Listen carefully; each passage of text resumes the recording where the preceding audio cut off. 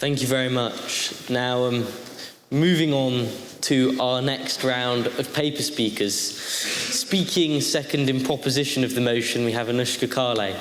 Anoushka is a second-year English student of Sydney, Sussex, and our Equalities Officer for Lent 2022 and Cooler Campaigns Officer. Anoushka, you have the ears of the House.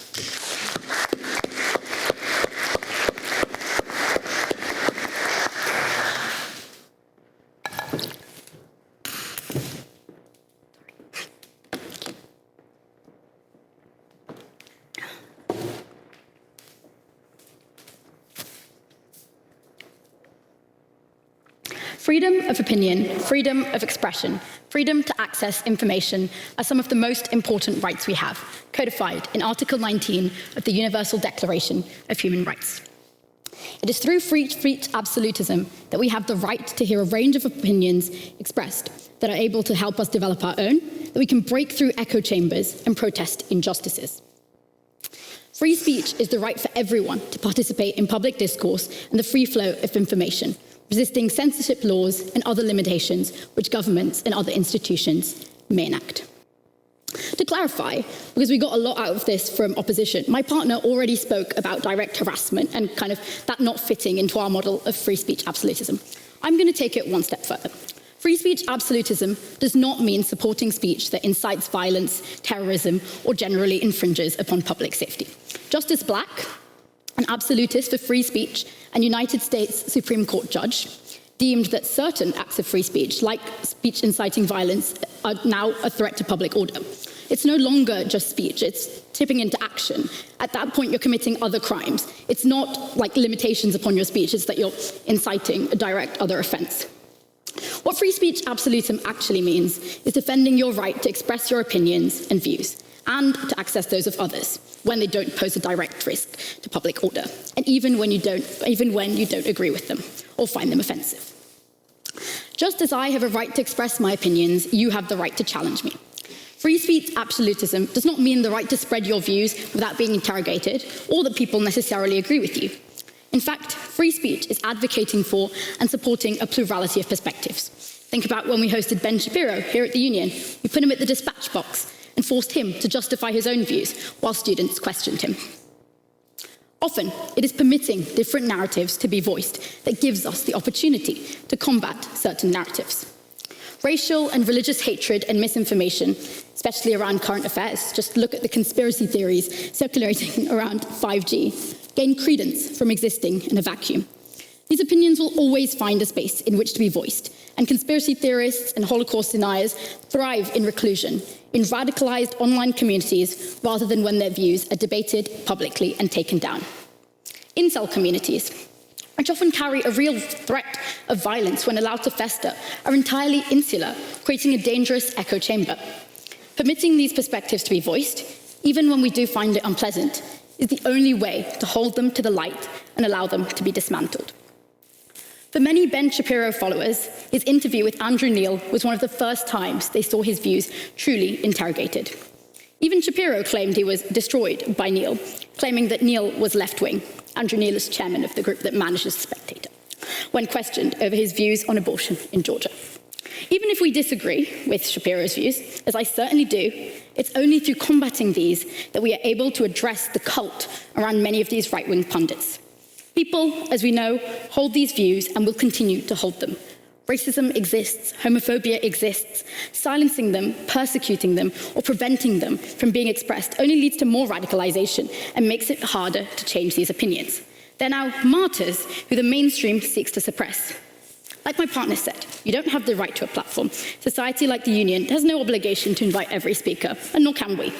But you do have the right to be able to express yourself in whatever, whether that's going onto the street with a megaphone.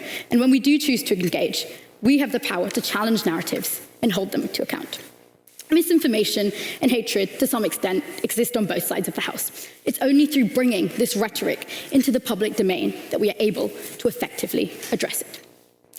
But whilst the face of free speech advocacy often becomes names like Arif Ahmed, Elon Musk, Kathleen Stock, I argue this characterizes the issue from an extremely Eurocentric lens. Limitations around free speech are far more than campus culture wars.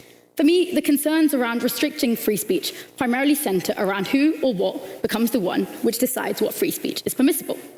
As I will go on to explore, free speech is a vital tool for protest, resistance, and liberation. Actors like governments and big tech are not without their own personal biases. As we've seen with Meta's censoring of pro-Palestinian content, when we give this power to institutions, it can be used to silence the voices of certain groups or to further personal agendas. This looks like authoritarian governments frequently curbing the free speech and expression of its citizens. When we set limits on free speech and make someone the arbitrator, this opens up the possibility of protest and criticisms of a government being repressed too. This looks like the arrest of climate activists in Vietnam, the persecution of journalists and activists in Hong Kong, the unlawful detentions in Sudan. Restrictions upon free speech look like the Chinese government's censorship laws, particularly upon social media, as King, Pan, and Roberts concluded following studies in 2014. The primary motive for this censorship is to prevent collective action from galvanizing. Free speech, particularly speech that criticizes established institutions and governments, is crucial for spurring on social and political change. Free speech looks like accessing information, hearing and sharing of experiences, preventing governmental abuses from being hushed up. Think about the Solidarity movement in Poland in the 1980s, the wave of protests in Eastern Europe, where people expressed their frustration at the corruption of the regime. The opposition, has spoken about how their side is actually going to be the one that's, supporting minority groups, that's, protecting people from hate speech. But as we're saying, it becomes extremely difficult when someone or something has to kind of draw that line when it's not black and white. I would argue that nobody, no government, no entity, should have the authority to determine where the arbitrary line of what speech is permissible is drawn. An authoritarian government might deem... Yeah? You've already drawn that line. At the start, you claimed that speech that incites violence shouldn't be allowed. Yeah, that's true. But I mean, speech that incites violence... Okay. Speech that incites violence, yes, there is that line, but speech that incites violence is a really, really particular and niche type of speech that's actually quite easy to tell, I'm going to kill you, that's speech inciting violence. However, the vast, vast majority of speech that can, that kind of is on the balance, that's where we say that regulating free speech becomes difficult. An authoritarian government might deem any criticism of the government as offensive speech and as speech that can be restricted and curtail access to certain information. Even if we, in this House, support it, allowing it and permitting institutions to determine what speech is acceptable is a dangerous precedent to set. Under the guise of, in India's case, protecting the integrity and sovereignty of the nation, limiting free speech becomes a tool for censorship. The government has passed restrictions on words used by opposition members in debates against activists, students, academics, and even travel bans against human rights defenders. Having the right to free speech is very different to saying you must or even should say it. We can all likely agree that there are plenty of things one probably shouldn't say, and I'm not going to stand here defending those comments. But it means you have the right to say it and to be open to being challenged as a result. That is a right that in many cases has come under attack across the world, and which we must seek to protect.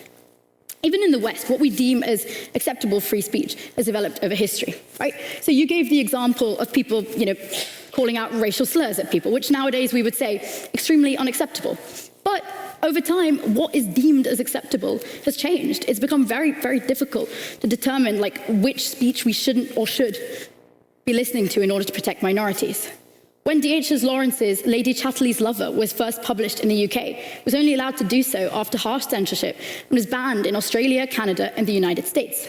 It also faced an ultimately unsuccessful trial under the Obscene Publications Act of 1959 for its use of expletives. As you can tell, no thank you. As you can tell, what falls under free speech and what is unacceptable is to some extent arbitrary and dependent on specific historical context. Even in states in America at the moment, we see book banning, largely centering around BME and LGBT+ characters, including pivotal texts to critical race theory, like Toni Morrison's Beloved. Whilst the opposition have framed themselves as the side of the House supporting minority group welfare, I'd argue the opposite. The power to limit free speech is used frequently to curtail and limit the expression of minority groups. As our moral notions change and develop over time, slavery, child labour were all legal in the UK. What we deem as speech that can be shared changed too, meaning there's no standard by which we can empirically make this judgment. There's a real danger to drawing limitations and restrictions upon free speech. Free speech is what gives us the right to protest, to challenge, to access new information, and tell our stories. Opinions with which we disagree with exist everywhere, and only further when limited to the fringe communities of the internet, where misinformation, racial hatred, transphobia thrive. Tackling the aura around right-wing pundits only comes from directly addressing and combating the speech we disagree with. Your right to disagree is inextricable from your right to free speech, and it's through this marketplace of ideas that we can shape our opinions and challenge those of others. Governments, big data companies, educational institutions all have their own motives and incentives, and have often been used to restrict the voices of minorities, dissenting groups, and protesters. Defending free speech absolutism means defending their right to protest, to criticize the government, not enabling the government to censor anything it finds unfavorable. Freedom of speech and opinion is enshrined in the Universal Declaration of Human Rights, and it is our duty to ensure it is fulfilled.